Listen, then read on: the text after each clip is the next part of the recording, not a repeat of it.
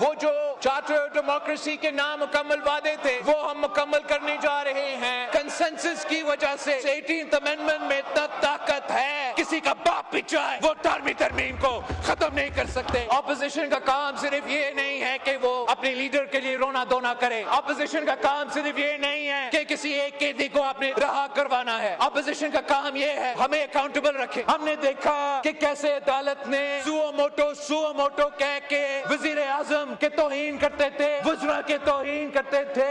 अब इस आईनी तरमीम के बाद कोई सुओ मोटो नहीं होगा। शहबाज शरीफ साहब मेहनत कर रहा है, डिलीवरी भी कर रहा है, लेकिन जब तक सियासतदान अपनी किस्मत अपने हाथ में नहीं लेते, जब तक सियासतदान खुद इस हाउस को और एक दूसरे को वो एहतराम और इज्जत नहीं देंगे, तब तक ना ये हाउस वैसे चलेगा ना ये मुल्क वैसे चलेगा जैसे चलना चाहिए। मैं ऑपोजिशन को बाकायदा दावत देता हूँ, आप अपना एहतजाज करो सो बिस्मिल्लाह, मगर सियासी मैदान ना छोड़े, पार्लियामान का मैदान ना छोड़े। सियासी जमातों के दरमियान जो राब्ता है वो ना सिर्फ शुरू होना चाहिए, उसमें तसलसल चलना चाहिए।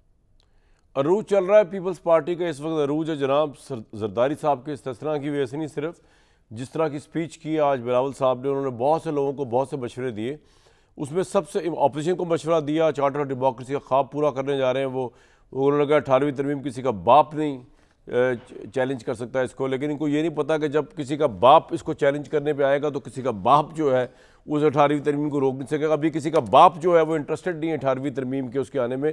जब भी किसी का बाप इसमें इंटरेस्टेड होगा फिर किसी का बाप 18वीं तरमीम को रोक नहीं सकेगा, क्योंकि इन सियासतदानों की टके की हैसियत नहीं है। अगर देखा जाए एट लार्ज, सबकी बात नहीं कर रहा, मतलब 60-70% आप कह सकते हैं, मे बी आप मुझसे डिसएग्री करें, तो औकात और हैसियत तो है कोई नहीं। बातें बड़ी बड़ी सुना लो, मैं बिलावल साहब की बात नहीं कर रहा, जनरली बात कर रहा हूँ। लेकिन उन्होंने एक बड़ी ज़बरदस्त बात की बिलावल साहब ने। उन्होंने ये कहा कि शहबाज शरीफ मेहनत तो कर रहा है, जो उनके अल्फाज में था, लेकिन जब तक सियासतदान अपनी किस्मत अपने हाथ में नहीं लेंगे तो समझ नहीं आया मुझे कि उन्होंने शहबाज साहब को मुखातिब करके ये बात क्यों कही कि जब तक शहबाज साहब या सियासतदान अपनी किस्मत अपने हाथ में नहीं लेंगे। हम तो समझते हैं कि अपनी किस्मत अपने हाथ में लेकर चल रहे हैं और अपने हिसाब से सारे फैसले कर रहे हैं, लेकिन ये ज़रा समझने की कोशिश करेंगे आज के प्रोग्राम में। लेकिन ओवरऑल अब डिबेट जो है वो ख़त्म हो जानी चाहिए 27वीं आईनी तरमीम पर। आज के प्रोग्राम के बाद एक पार्लियामेंट है, जिस तरह की भी है, जैसी भी है, उसने 2/3 मेजॉरिटी के साथ इस तरमीम को पास कर लिया है। अब देखें, दुनिया जहान में पार्लियामेंट के पास इख्तियार होता है, ठीक है, हर जगह पर चेक एंड बैलेंस होते हैं बाहर के ममालिक के अंदर। बाहर कोई ये नहीं कर सकता कि पार्लियामेंट को इस तरह का अपने लिए बिल प्रिविलेजेस ले ले कि अवाम बाहर निकलाते हैं अदरवाइज प्रोटेस्ट करने के लिए। पार्लियामेंट ये नहीं कर सकती वहाँ की कि जी वो अवाम को कॉन्फिडेंस में लिए बगैर कोई ऐसा फैसला कर दे कि यानी कि जिससे बुनियादी आपकी बुनियादी ढांचे ही जो हिल जाए। लेकिन वो होता है तहजीब याफ्ता अक़वाम के अंदर। Pakistan is a growing democracy, जिसमें एवोल्यूशन के साथ डेमोक्रेसी भी आ रही है।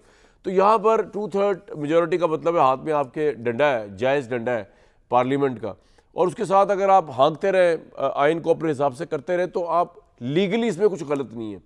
लीगली आप 3 कोर्ट्स बना सकते हैं और लीगली आप किसी को भी सुप्रीम कोर्ट का चीफ जस्टिस कह सकते हैं। अब देखें ना, आज एक नया उन्होंने दिया है कि चीफ जस्टिस वो होगा सुप्रीम कोर्ट का जो सीनियर मोस्ट जज होगा between the supreme court of Pakistan and the वफाकी आइनी अदालत के। इस वक्त जैसे कि मिस्टर हिज एक्सेलेंसी जो है वो है या अफरीदी साहब जो है वो इस वक्त अगर हैं चीफ जस्टिस, वो सीनियर है। कल कलाम वो जब रिटायर हो जाएंगे तो अगर वफाकी आइनी अदालत का जो चीफ जस्टिस है वो सीनियर होगा तो वो चीफ जस्टिस पाकिस्तान होगा। तो पार्लियामेंट चाहे सब कुछ कर सकती है। आप पार्लियामेंट की नीयत पे शक करें, आप सवाल कर सकते हैं, आप पार्लियामेंट की जो इख्तियार है उसको आप चैलेंज नहीं कर सकते।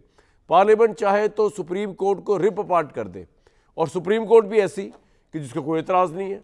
सुप्रीम कोर्ट के चीफ जस्टिस को अगर कोई एतराज़ होता तो अब तक फुल कोर्ट बुलाया जाता। अगर उनको लगता कि आइन और दस्तूर और उसकी धज्जियाँ उड़ा दी गई हैं तो अब तक उसका फुल पैनल बन चुका था। ऐसा कुछ भी नहीं होने जा रहा, कुछ ऐसा नहीं हुआ। तो ये सब कुछ इस तरह हो रहा है जनाब, मामला चल रहे हैं। आज के बाद हम 27वीं आईनी तरमीम को दफन करके आगे चलेंगे, लेकिन आज का शो क्योंकि कौमी असम्बली ने 27वीं आईनी तरमीम 2 तारीख से मंजूर की और इसमें सब शामिल हैं।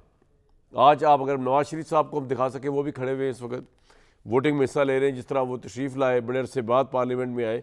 इसका मतलब ये है कि इस सारे आईनी तरमीम के अंदर उन्होंने आज आकर ये साबित किया कि he is all with this आईनी तरमीम he is standing by with this whole entire system. जो लोग बदगुमानी पैदा करते हैं उनके हवाले से कि नवाज शरीफ साहब का मूड कुछ और है, शहबाज शरीफ साहब पता नहीं क्या कर रहे हैं, ऐसा कुछ नहीं। उन्होंने सारी अफवाहों को तरदीद कर दिया जाके। पाकिस्तान में 27वीं आईनी तरमीम आ चुकी, इस तरह की और तरह भी मतलब अगर पार्लियामेंट ये भी चाहे कि जी पार्लियामेंट की मुद्दत 20 साल होनी चाहिए और प्राइम मिनिस्टर की फिक्स टर्म 10 साल या 20 साल होनी चाहिए, तो कौन रोक सकता है? ये तो बड़ी आईनी चीज़ें